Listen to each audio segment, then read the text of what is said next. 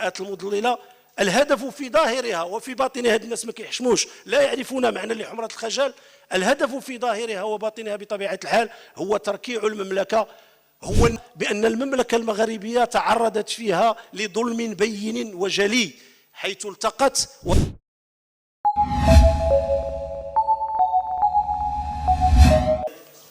أضيف عليه بطبيعة الحال تأكيدنا كمجلس المستشارين باسم رئيسه وباسم كافة مكوناته من مختلف التلوينات والمشارب السياسية والنقابية والمنظمات المهنية والغرف المهنية، نؤكد انخراطنا التام يدا وروحا وإرادة في كل ما من شأنه الدفاع عن الثوابت والمقدسات لهذه المملكة العزيزة، وكل ما من شأنه صون كرامتها وسيادتها واستقلالها وحريتها.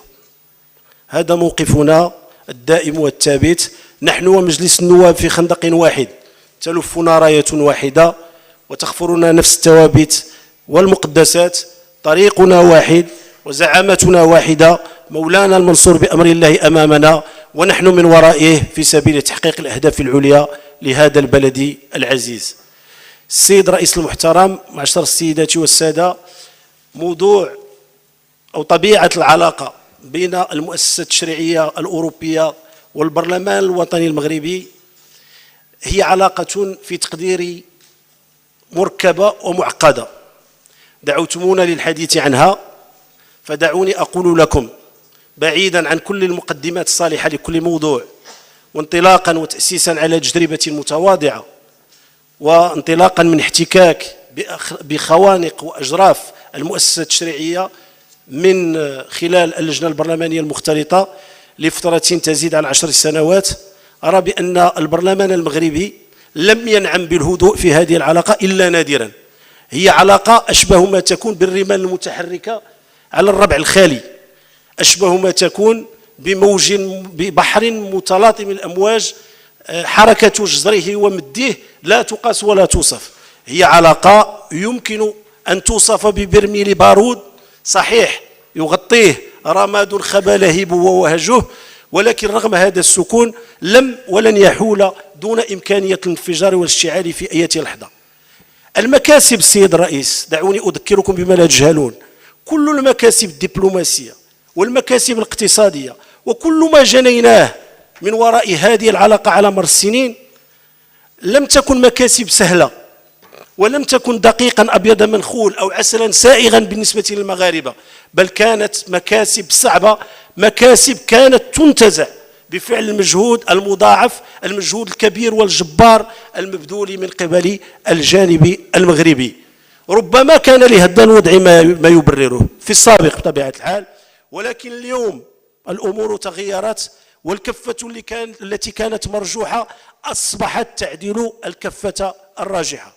سيد رئيس المحترم، ذكرتم في معرض كلمتكم القيمة بأن البرلمان المغربي اجتمع بغرفتيه في جلسة مشتركة بطعم وطني وبصبغة وطنية وبنكهة وطنية.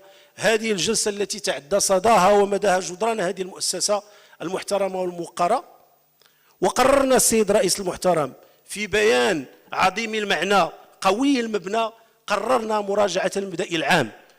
وأظن بأن هذا القرار ودون الغوص ودون الخوض في تفاصيله هذا قرار موضوعي، لم يكن لحظيا ولم يكن عاطفيا، حتى وإن كانت درجة الانفعال قد تطورت داخل هذه الجلسة المشتركة، وهذا طبيعي جدا بالنظر إلى هذا الموقف الذي عبر عنه البرلمان الأوروبي موقف سخيف وبائس، وبالنظر إلى هذا السلوك الأرعن غير المحسوب العواقب بطبيعة الحال.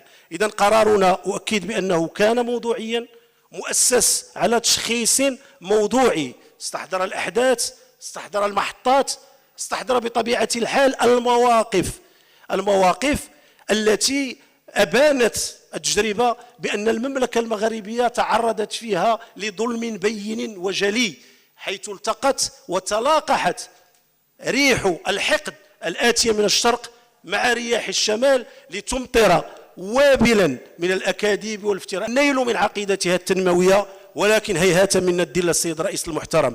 أؤكد دعمي لكم السيد الرئيس باسم السيد رئيس مجلس المستشارين، ونحن معكم في خندق واحد، والله الموفق والمستعان. شكرا.